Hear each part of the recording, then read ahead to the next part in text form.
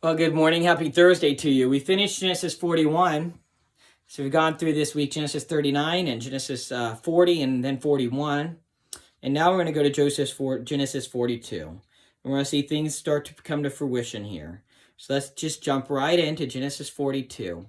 Now remember, as I've said repeatedly, Moses is sharing this with the people, their history before they enter the promised land. And this is so important as we see the 12 tribes of Israel and their history. Genesis 42. And this is all showing how they got to Egypt.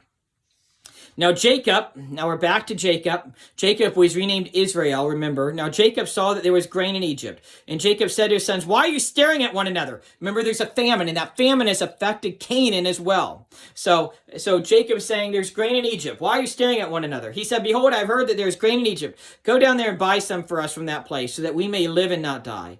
Then 10 brothers of Joseph went down to buy grain from Egypt.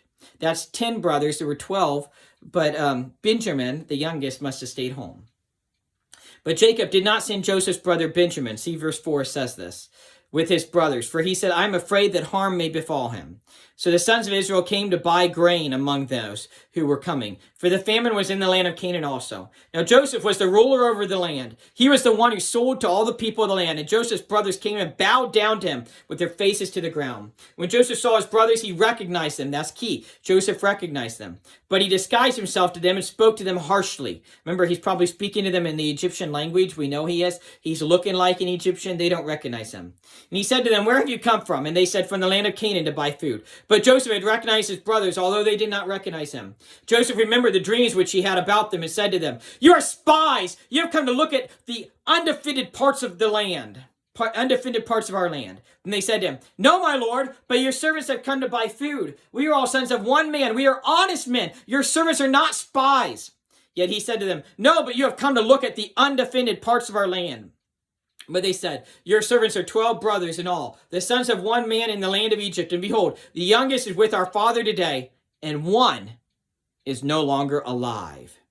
Joseph said to them, it is as I said to you, you are spies. By this you will be tested. By the life of Pharaoh, you shall not go from this place unless your youngest brother comes here. Joseph wants to see Benjamin, his youngest brother. Verse 16, send one of you that he may get your brother while you remain confined, that your words may be tested, whether there is truth in you. But if not, by the life of Pharaoh, surely you are spies. So he put them all together in prison for 3 days. Now Joseph said to them on the third day, do this and live, for I fear God. If you're honest men, let one of your brothers be confined in your prison. But as for the rest of you, go. Carry grain for the famine of your household. So Joseph is going to give them grain, but one of them has to stay while they go get Benjamin.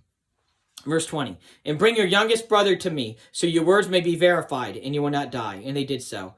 Then they said to one another, truly we are guilty concerning our brother, because we saw the distress of his soul when he pleaded with us, yet we would not listen. Therefore this distress has come upon us. Again, they don't even know that's Joseph, but what they did to Joseph many, many years earlier is haunting them today. Verse 21.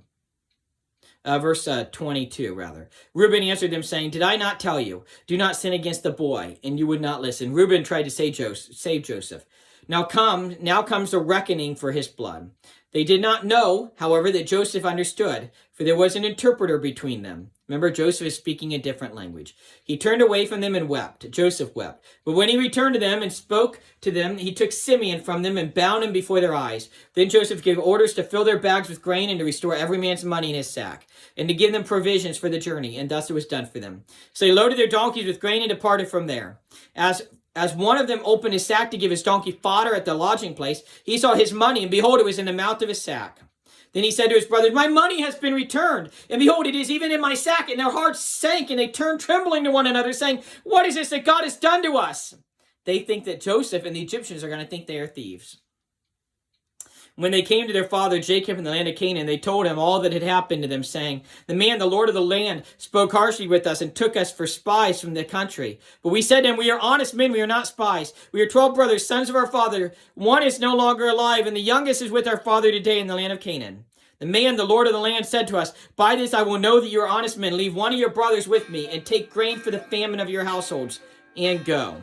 But bring your youngest brother to me, that I may know that you are not spies, but honest men. I will give your brother to you, and you may trade in the land.